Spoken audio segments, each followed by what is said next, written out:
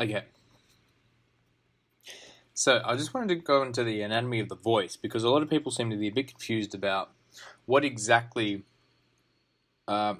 is the voice, how does it work, and what makes it work. So I thought I'd grab the Gray's Anatomy for Students book, the third edition, take a couple of screenshots, photos of the appropriate photos or diagrams and explain it to you. So this is a great way for investigating mechanisms in the voice and what they do. It's really bad for learning how to sing, so I wouldn't recommend you go and buy this book unless you're a medical student or whatever.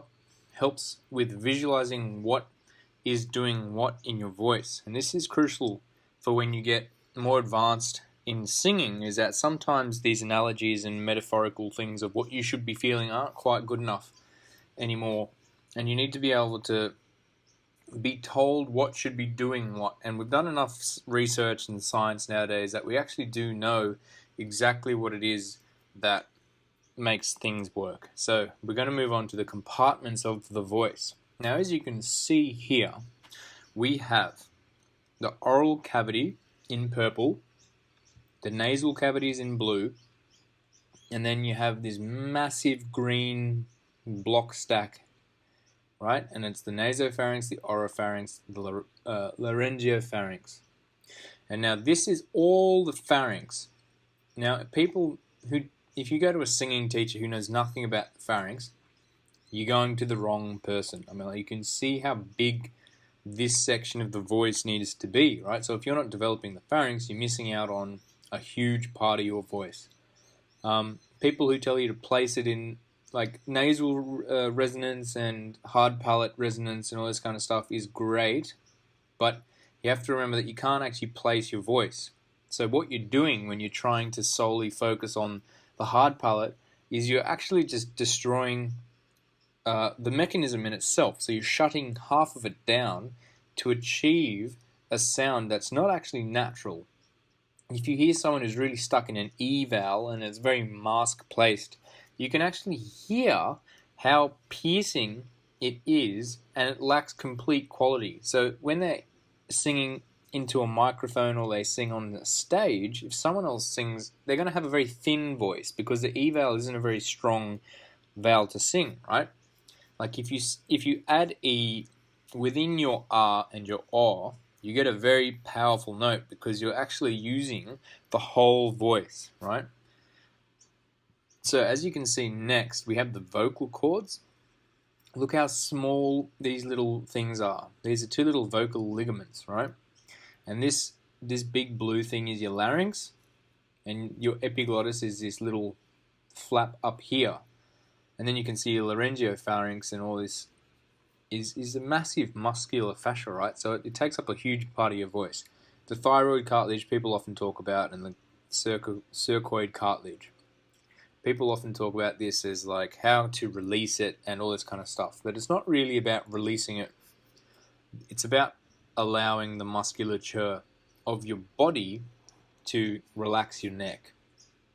Alright, so the other little thing that isn't on this diagram, but it's on this diagram, is this little swing here, right? It's called the soft palate. And it literally is your tonsils. That's your soft palate. The pharynx sits behind the soft palate. And the little platform into your pharynx is by having a raised, high and wide soft palate, right? Because your soft palate will shut and close to make sure that you don't swallow your water, inhale your water and swallow your air, right? So the next thing you're going to add into this is the tongue. And when you add the tongue into it, you get a whole lot of muscles that are associated with the tongue. And this is why the NG tongue position is crucial. Sorry, I'm just choking on a nut. So when you sing, your tongue takes up a huge amount of your oral cavity, right? It takes up a massive amount. So you have to put it in correct positions for it to actually allow full resonance. And then we also have the hyoid bone, which is connected to the tongue. So there's another concept in the Swedish Italian method which talks about the jaw drop. The jaw has to unhinge and drop down and back, and that's a great position for your jaw to be in, because it relaxes the root of the tongue, and it allows your larynx to drop, because as you can see, the larynx is connected to the hyoid bone. So this laryngeal inlet is up just here, right? So this is where the larynx sits. This is this little thing. It sits just in there. So it's connected to the hyoid bone. And if your tongue is tight and your jaw's tight, it's never going to properly relax. And there's going to be a lot of tension going on between you trying to drop your larynx and your tongue being tense. This is going to wear out and it's going to fatigue really fast. Alright, so when you imagine the vocal cords are here, the vocal folds, together with other soft tissue structures, open and close the cavity of the larynx. So the vocal cords have to be functioning properly on the thin edges of the vocal cords. So you can't bring a huge sound to all of your notes. So you have to learn how to sing on the thin edges of your vocal cords. And they have to close appropriately, which is what we talk about the inhale, but we'll go into that further on later. But these create a sound beam. And this is a perfect diagram because it shows that these little things close to create vibrations, and it will go up this tube and it will go into the soft palate first, right? This is a key part of singing, is that you can't place it into your nasal cavities or your hard palate without some form of closing down of the soft palate. And that's not, it's just, it causes a lot of tension in the voice, and it causes a lot of pressure to build up within those vocal cords, because it's not, see all of this space at the back of your head, right? This little soft palate flap accesses the pharynx, and it also accesses all of this cranial cavity. Whereas if you try and sing into the hard palate, you just miss out on everything. It just misses it out. So you have to learn epiglottal, right? You have to learn how to control the epiglottis, the vocal folds, and the soft palate. And people talk about subglottal pressure. Like say if you say every orange, there's no consonant before every orange. So if you say that as quietly as you can actually feel your glottis and your vocal cords working in tandem to create the sound. So you try saying every orange. And when the sound comes out is when they're all working in tandem. Or if you say uh-oh, you can feel them. You can feel your vocal cords gently touching and vibrating. So this is a really great diagram that no one really talks about in singing. I mean, like, they don't show you the science of it. Like, and this is the pure, from a textbook, science behind singing. All right. The next thing we have is just a little diagram of your soft palate and your larynx, right? So here is normal breathing. Here is breathing with food or liquid. And these are great things to know, because here's what happens when you have food, is that your soft palate shuts down and your epiglottis closes over to allow the food to go down your pharynx, right, instead of into your larynx and whatnot, because that's the wrong place to go. So when you breathe in, the laryngeal inlet and laryngeal cavity open. So this is the same thing for singing and breathing, obviously. So when you sing, it just goes opposite way. And see how it does this little U-pipe thing, where it comes out of this is your glottis.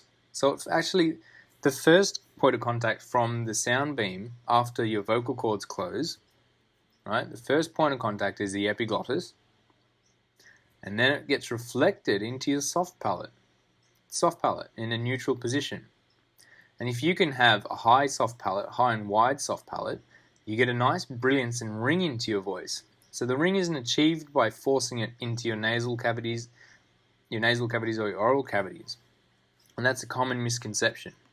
And if you try and force it that way or place it, which you can't do, but if you try to, you're squeezing this little U-bend and creating a thin, horrible sound. You're also creating immense tension in all of these muscles because it's a bone. You can't sing into a bone.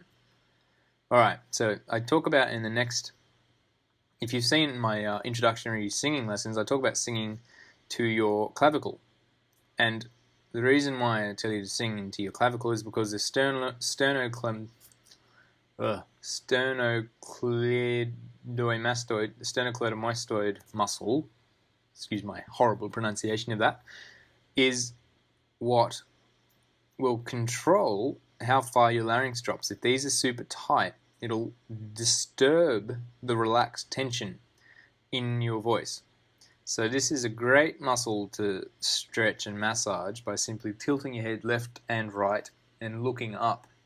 And you can see that if you manage to release these properly, your voice should relax. But it shouldn't relax into a dull thing like this. It'll relax with a brilliance in it, and you'll get a lower voice. And this is the same for women. It's not any different. This is the key muscles to singing. Your traps aren't really.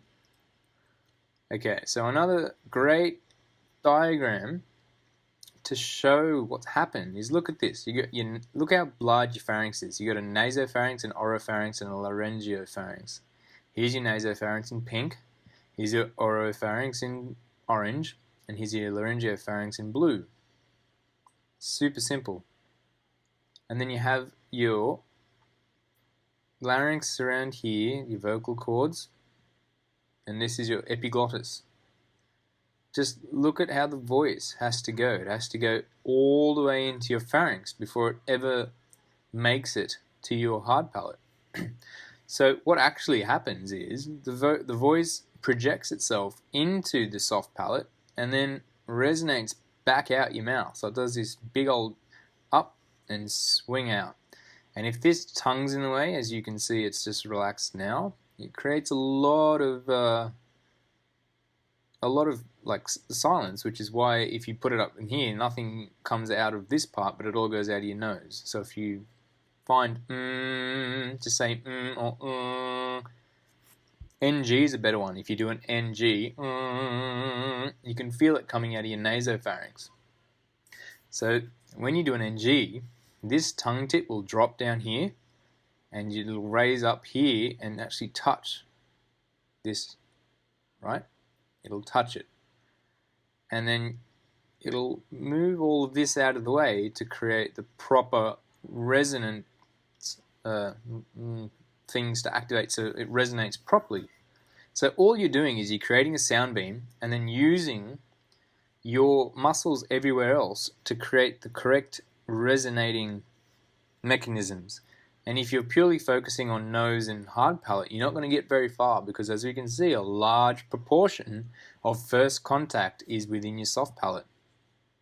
So this is a great example too, is that here is your vocal folds in your epiglottis and your tongue, right? And here's your pharyngeal recesses. I think this is your vocal cords up here. Here, look at your soft palate, your pharynx, your soft palate. Oh, sorry, your vocal cords will be down here somewhere. These are your vocal cords. This is your larynx. So all of this at the back, if you look at if you imagine this soft palate, and then you got your pharynx. This is all your pharynx at the back of it. Super important. And then we're going to reiterate that the first point of contact is your epiglottis from your vocal cords, right? Your larynx is your vocal cords, and this tilts, right? So it tilts down. this whole thing, your hyoid bone and all your larynx tilts down to create a warmth. And it can only do that with the jaw back and dropped, relaxed and back, and your soft palate high and wide. Now, a good example of this is, here's your vocal fold, your vestibular fold. This isn't too important that you need to know, but this is how thin and delicate your vocal cords are. Right? So they need to be treated with care, and when you feel that they're getting inflamed, you can see this makes a big difference to your voice. Just this tiny little thing, and these things are what you need to take care of and care for your whole life if you're a singer. And these proper adduction of these two cords, right? Vocal cords on phonation, which is just speaking. Vocal folds adducted and stridulating as air is forced between them. I think forced is an interesting term. Medically it's correct, but I wouldn't force it. You have to get an even breath stream to go through them so that they vibrate. It's like a clarinet reed or your lips when you put them onto a trumpet. So there's obviously got to be some breath pressure and force going through it, but it's not forcing them. It's just when you speak. You can see the epiglottis is just there. So this is obviously quiet respiration. And if you hear someone breathing when they're singing and they go, it means that their vocal cords are too close together and there's too much tension when they breathe. And this causes irritation. So a quiet respiration, as you take a breath in, is dead quiet. Alright. So I hope this helps you guys a lot. Learning a few things about where the soft palate is, where the pharynx is, the larynx and how it functions, and your hard palate. I hope this really helps you. If you have any questions, comments, or queries, don't forget to message me at john@johnraneri.com.au, and I'll be happy to answer them. So yeah, thank you guys very much for listening, and I'll see you next time.